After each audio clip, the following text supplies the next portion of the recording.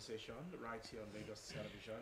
Today on the program, we'll be celebrating a man who is an icon of democracy in Nigeria and, of course, the acclaimed winner of the June 12, 1993 presidential election. The democracy that we enjoy today was actually made possible because that great man actually sacrificed his life for those politicians who are enjoying democracy today. Who am I talking about? I'm talking about late Chief MKO Abiola, who won the 1993 presidential election. Unfortunately, he would have clocked 89 on the 24th of August 2026, but it's no more. But some of his work, of course, is still here with us in our country. And today we'll be looking at MKO Abiola at 89, a posthumous tribute to a democratic icon.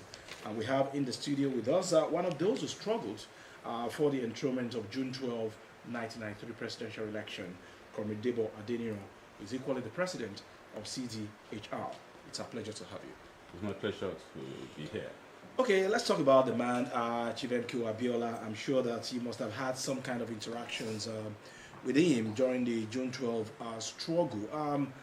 How symbolic was his contribution to the kind of democracy that we enjoy today, and what were those outstanding qualities that you actually pinpoint to this man while he was alive?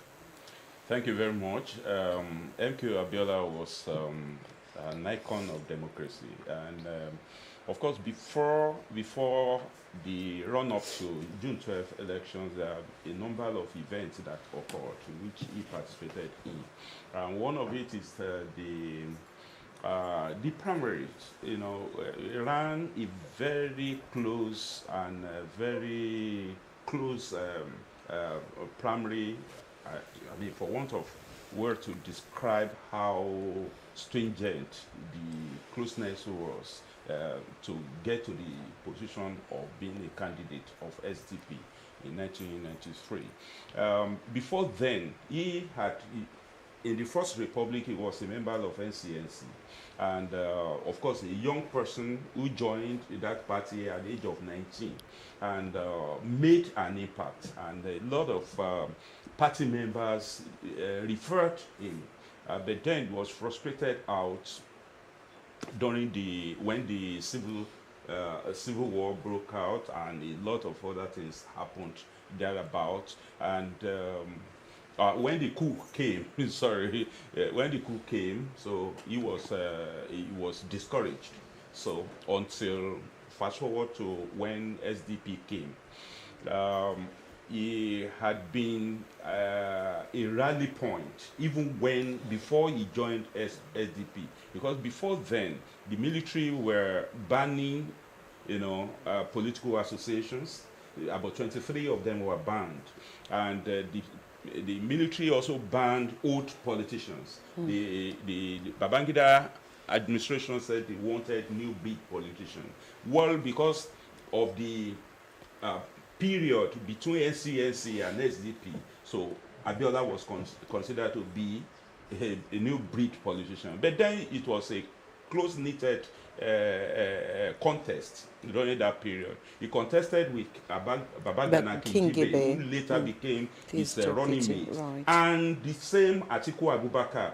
So if Atiku Abubakar said he has never lost a primary, he lost that one at Jos in 1993. So he became the presidential candidate and started the campaign.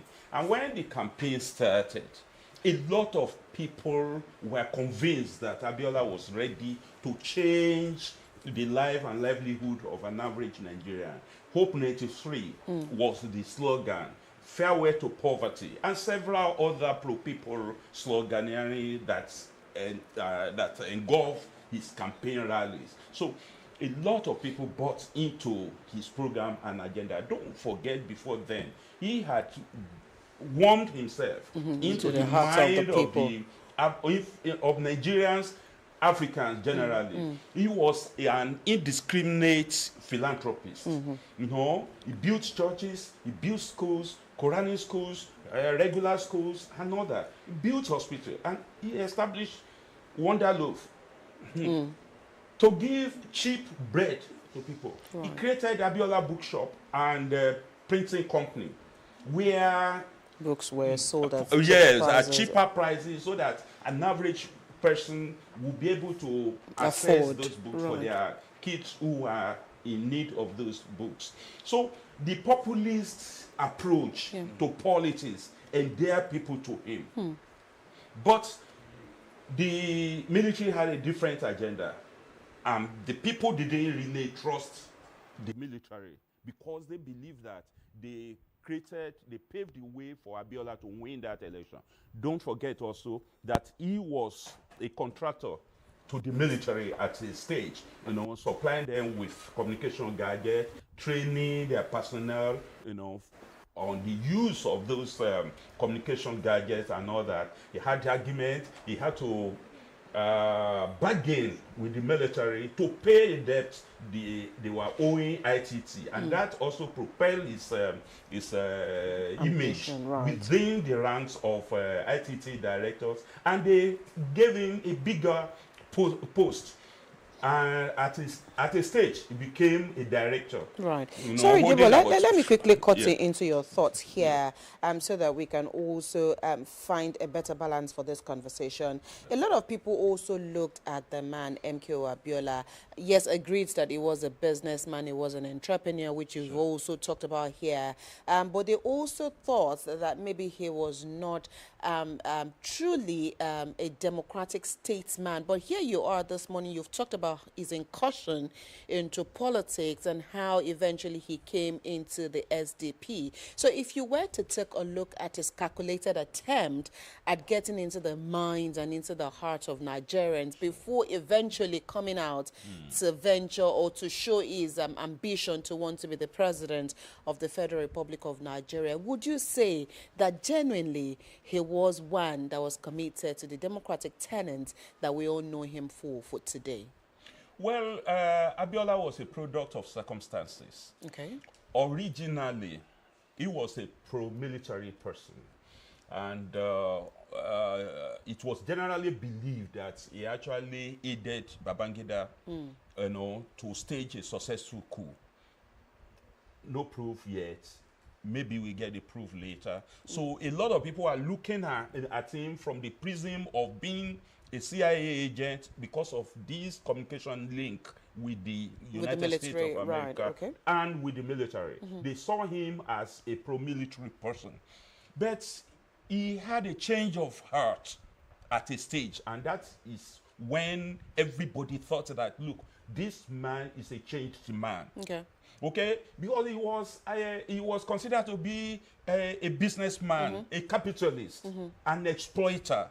Okay, he created African Ocean Lines with the likes of Dokwesi, Musa Yaradua, and I forget the name of the fourth person, that they created African Ocean Lines with their supply. So he was in the capitalist setup.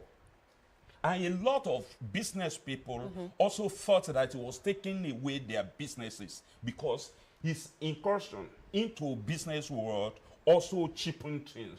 Things that ordinarily could have been in the not sky. Affordable. Now, so when people began to analyze him, they discovered that this is a committed, a pro-people person.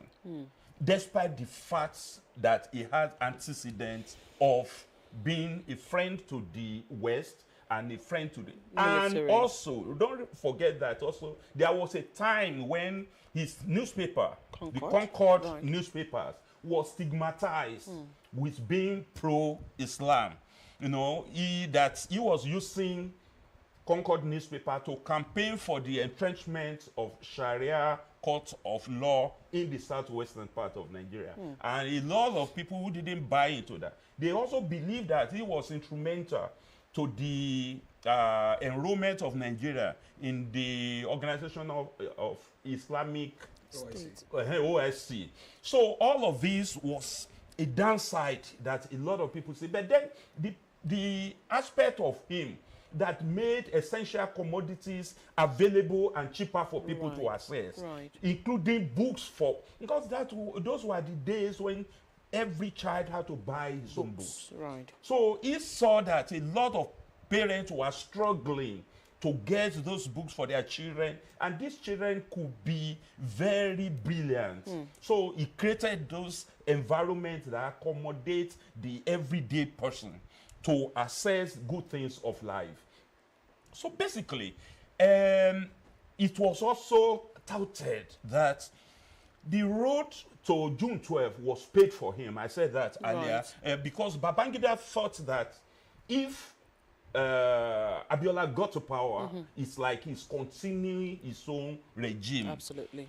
And wanted to, because they have written the manifestos. You know, government wrote the manifestos. They give a little to the left, a little to the right, which is not actually known to the political world. But then he had to contest under that circumstance. Babangida wanted to keep on dictating to him. So when Babangida saw the promises he's making and the kind of crowd that came around him, and saw a number of activists that were gravitating towards him, he knew that he has lost it. He won't be able to control Abiola, that Abiola had become a kind of free cannon, or what do they call it now? And also, basically, he no longer took instruction from the military. He was conversing, discussing with civilian populace. So Babangida didn't like that. He's also, the military colleagues didn't like that. So they were watching him. And when election came, of course, you know, Babangida, Bashir Tofa was relatively obscure, unlike Abiola that was popular all over the world and every part of Nigeria. They knew him very well. And you know that because Abiola experienced poverty at the beginning of his life. His father was a produce buyer, and his cocoa consignment that was supposed to be shipped out to Western countries was said to have been rejected by the produce inspectors. You know, then they said it was destroyed. Nobody knew how it was destroyed, and that's how his father's business went down. So Abiola had to start his own business by, you know, hewing firewood. He sold firewood to assist the family. Don't forget, he was the 23rd born of his family and the only one that survived. So he knew what poverty meant. He knew what poverty meant. So he wanted to remove poverty from the annals of Nigerian political space. And that is why he became a friend to everybody. So he kept on following it up until Ekpeto declaration. Yes. Beyond his involvement in politics, with the military, and of course different business chains, he was also influential when it comes to sports, and of course he had friends who were African. Abiola Babes and pillar of sports in Africa. Exactly. So talking about sport now, how dominant was he in terms of his involvement in sports? You see, you know that he had a club for Concord. He had Abiola Babes. Then he supported Kano Pillars. He supported several other clubs. You know, not only that, even athletics. He supported almost all the athletes in Nigeria. Once he knows that you are making progress, kept on encouraging them, giving them what they needed. And that endeared him to the mind of sport lovers. And that was why, not only in Nigeria, all over Africa, and even Middle East, he was sponsoring sports clubs and competitions and the rest of them. That's why he became pillar of sports in Africa. And again, part of his, when you ask about sports, I think so much about sports. When he became a Pan-Africanist, he believed that the West should pay for the years of enslavement and colonialism. So he started a reparation movement and was speaking to leaders of government, head of state and all of that in Africa, that they should buy into it. And if you remember, Muammar Gaddafi, Samora Machel, several of them that are Pan-Africanists in mind who are already buying into that agenda. The West also didn't like it. So he became a man that is being attacked both within and without. So, but he had enough strength, political, intellectual, political, and economic, financial I think, to withstand them. He had a way of breaking into their communication, whatever, and knowing what they were planning against Africa, against Nigeria in particular. So all of that made him enemy to the oppressors, both outside and within. Now, I told you the other time that the businessmen who were already in the bakery sector, in the newspaper sector, in the education sector, because he created schools. Right. He created so many things that were affordable for an average Nigerian. So those other people who wanted to exploit Nigerian were not comfortable with such arrangement. That's how he came. He became I mean, what do they call it now? Endeared to an average Nigerian. So basically, he contributed to sports, contributed to education, contributed to livelihood of people. In fact, those who lost their jobs, he created another job for them. And there was a time he gave all universities in Nigeria 1 million. Well, exactly 1 million, and that was the time when 1 million was like 10 billion these days. So basically, he was everywhere, and that is why even the civil society organizations that were opposed to the transition program of Babangida, because he kept on shifting it, and we noticed that there was a hidden agenda. That hidden agenda was thrown overboard when Abiola won that election. Right. Okay? Believing that, and he promised us that he was going to implement all the campaign promises to the letter. Right. And that was how we bought into his idea. Struggles. We're here today remembering this man. If he were to be alive, he would have been 89 on August 24, like Ajibola said in his intro. And we're connecting with all of the things afoot. And of course, we know that the June 12 era brought in a lot of democratic meaning to what we are witnessing in Nigeria. Sure.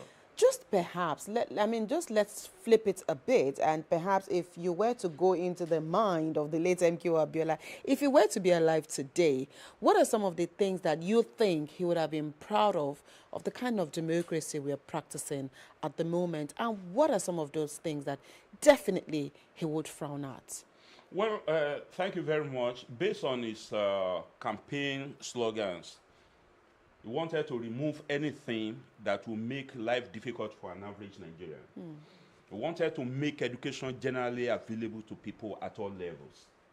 He promised what Awolowo promised, abundant life for everybody. He said farewell to poverty, and he meant it. And that was why anybody that gets to him gets either a job opportunity, or incentives to start a business. Right. Okay, so then he gave fertilizers to practicing farmers. He gave everybody that came to him. It was like a government within government. What government should do. So what I believe he would have done would be that even if he will remove the subsidy on petroleum products, he will have applied the proceeds accruing directly to areas where people need them, because that was what he was doing as a private where person. Impact will be felt. That will be that will be felt directly, unlike when the present government gave the money to governors who are already over exploiting the people for their own selfish needs. Okay? And the governors are not applying the resources, quadruple resources that they are getting, to favor the needs of the people. So Abiola will have done everything possible to ensure that all roads were tarred. And a new road will have been built. Maybe he will have built the coastal road. Maybe he will have built Lagos, Sokoto Badagry Expressway, because it has been drawn but for so long. Maybe he will have done much more than that with the proceeds of subsidy. Right. Although during his times, subsidy that was being paid was being reapplied by him, but I don't know exactly to what extent that was done. Right. But then, all the philanthropy, all the largesse he was distributing was coming from his oil and gas sector, and he's able to apply it. Meaning that if he became the president, he would have applied it directly. Schools, when he was a private person, he gave 1 million naira to every university. Right. Now, he would have given more than 100 billion to each of the university, or he established university into every nook and cranny of Nigeria and make it affordable for an average family. He would have ensured that education is qualitative, is quantitative, is affordable, is accessible to the people. Right. That is what the people need. He will ensure that nobody goes to bed hungry. He will ensure that everybody has clothes on his back. He will ensure that everybody has a place he can call a home and be proud of it. Every student, every pupil in primary school, students in secondary and tertiary institution will be proud of their, school environment, and they want to retain, themselves and complete their courses of study. There will be less dropout, and he will have created several factories. He did that even as a private person. He would have created more, and that will absorb, because he was calculating on how many students, eligible students, will get out of university and not get a job. Those jobs that will absorb them, he would have created them. And don't forget also, those who worked with him were trained and retrained all along on the job. Right. So he would have brought out the best in everybody. And you also look at the areas of those who are disabled. He helped a number of them. He bought all of these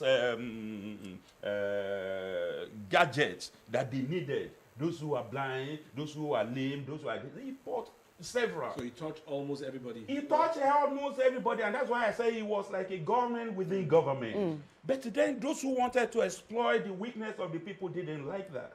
And that was the reason why the powerful element thought that he should not become the president. Okay. Right. Unfortunately, he lost his life. He lost his life during the struggle for June 12. At a wrong time, on the day he was supposed to be released, according to them. Okay, so as a country now, I know that June 12 is annually observed as Democracy Day. Do you think we have done enough to honor the supreme sacrifice of this great man? Well, we can't do too much. But what I think is that June 12 shouldn't be glorified, because everything that led to June 12 was undemocratic. Okay? The banning of political associations that wanted to transmute to political parties was not democratic.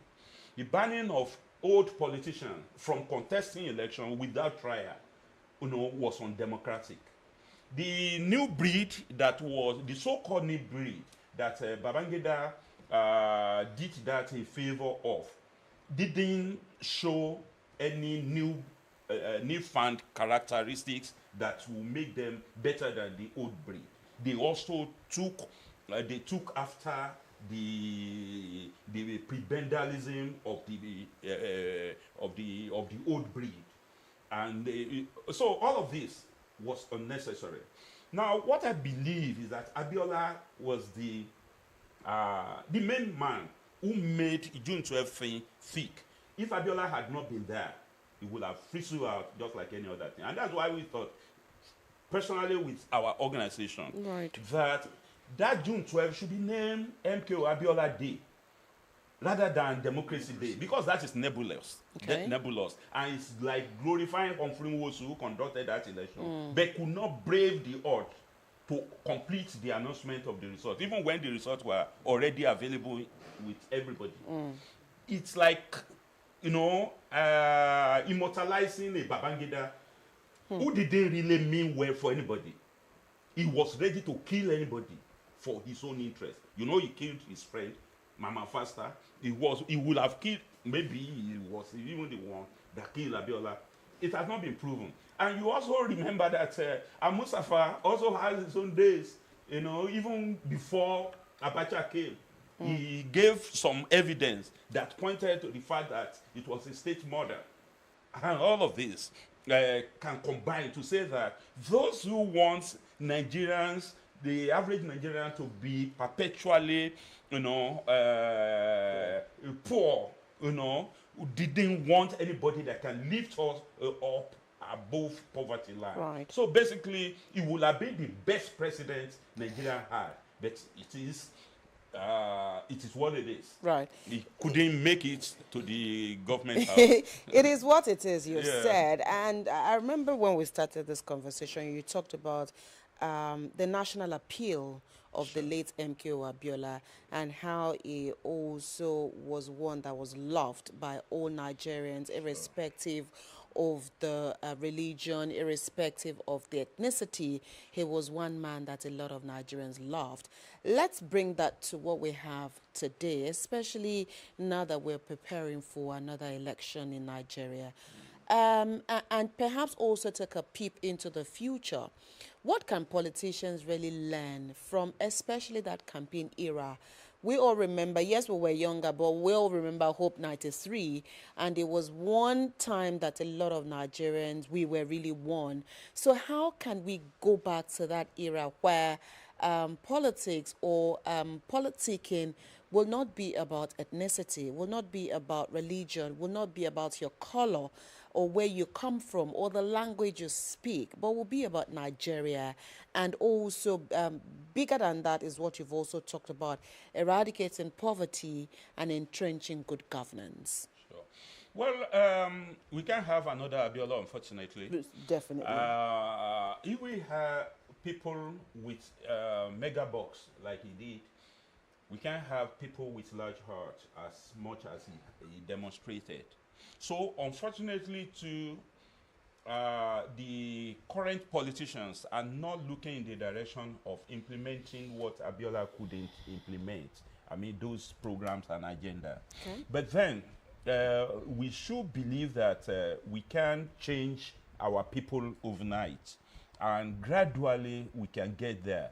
And that means that when, during the electioneering, the INEC, that is supposed to be a regulatory authority over the parties and partisan politics, should be up about and doing in the way they perform their functions. They should monitor campaign spendings. They should monitor campaign activities. They should monitor those who foment trouble. They should sanction. There should be consequences for anybody that oversteps his bounds.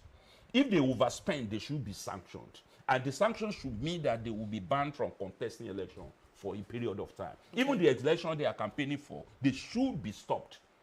Okay? Now, if political parties can be deregistered for whatever reason, then a politician that is using his privileged position to canvass, to campaign violence, to canvass for violence and all of that, should be sanctioned immediately. Okay.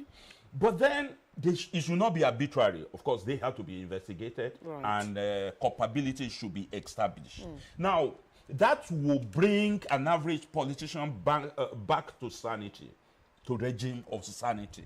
And they will also know that, look, citizens are not goats, and they are not tap water that you should be turning on and turning off. And they are not merchandise that you should be buying with money. If you wanted to buy them, create avenue for them to run their businesses and make profit on those businesses. Create avenue for their spendings to be lower, okay, by establishing schools, funding development of schools and universities.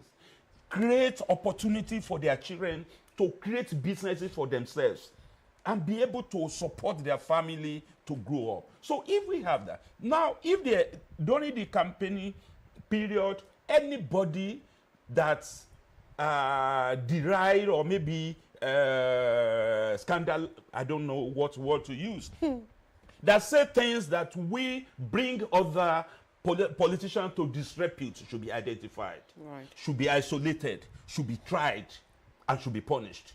Okay. So, okay. All right. The quality of election that we had in 1993 was quite commendable, very transparent, and we had the option of lining behind the candidates, which many people commended. But why is it so difficult for us to have a repeat of that quality of election in the country again? That election wasn't democratic. No, it didn't protect the right to privacy. Your choice of candidates should be known only to you, not to the public. The way it was conducted, we were railroaded into that. And it had no option than to be peaceful because of the jackboots of the military. You saw guns everywhere. And you have to do the right thing. Queue up behind a calendar, what do you call it, a poster or whatever. Everybody will know who you voted for. Right. And if there are consequences for not voting somebody else, it will be visited on you, and a number of people actually got disappeared mysteriously because of that. So it wasn't democratic. The process that brought it could be said to be democratic, but the military had their own agenda. Right. We debated several options. They chose option A4 for us. So it wasn't democratic. And I told you that every event leading to June 12th election was not democratic. People were denied their right to contest election. It is the people that could disqualify a politician from winning election, not the government. You can't choose for the people, and it is anachronistic when government that's supposed to be formed by people, is not forming political parties for the same people, writing their program and agenda, creating ideology that is never existing in any political science, whatever, laboratory, ever. Okay, a little to, if you want to be right, be right. If you want to be left, if you want to be a centrist, be centrist. Okay. Okay, so all of these things were not democratic. So don't let us continue to glorify the arrangement that led to June 12, as being the best. It was forced to be what it was. Okay. But then we can still get something in that kind if everybody become disciplined, self-disciplined, and ready to obey the extant rules. The Constitution of the Federal Republic of Nigeria has spelled out what should constitute campaign, electioneering, and the rest of them. The, what do you call it, Electoral Act right. also has its own role to play. If everybody is disciplined and they attune their mind to the dictates of these laws, rules, and regulations, then we won't have any problem. Why should you force yourself on the people that don't want to? Right. Why must you kill or stick out your neck to die for somebody who may not remember you, may remember your family after you have gone? Right. Many of those who died in Osun State prior to the election have already forgotten. Nobody is talking about them. In fact, they were just figures. Okay? So basically, that discipline should come. And it will only come if we have an EFCC, an ICPC that is active, that is proactive actually, and ensure that corruption crimes were not allowed to be committed. Not that they will be proactive rather than be reactive. And the way to do is not difficult. Make new laws that put upper ceiling into how much accumulation individuals or corporate entities could have. Okay. If you exceed it, you will be asked questions. And the EFCC Act actually has a provision in Section 7 that says that if you are living above your legitimate earning, you will be subjected to investigation and proof. No, so if that is made to work, then ICPC Act provides for an Act 2, Anti-Corruption and Transparency Unit, that's supposed to be established in all the MDAs so that inflow and outflow will be monitored. Then you have NFIU, you have SCUMOL. All of these are controlling instruments. Right. If they apply those laws to the letter and ensure that every corporate organization enroll under SCUMOL that is domiciled with the EFCC, then nobody will have the temerity of laundering funds, either to or after. All right. Okay, so all of this is the reason why we are not having the kind of picture that we were looking at before Abiola died. Right. Because if he was here, we believe that he would have made the law work. Okay. All right. It's a fine place to leave this conversation this morning from what Mr. Adeniran said. If MKO Abiola was to be alive today, he would have made things a lot easier and perhaps also better. And perhaps today, as we remember him, we would have been counting all of the things he did while he was the president of the Federal Republic of Nigeria. Thank you so much, Debo Adeniran, President CDHR, for finding time to be with us on the program today. We appreciate your thoughts. It's my pleasure. All right, that's the much we take on this side of the table this morning. We will take a quick break. When we return, Joy will be here with her Lagos conversation.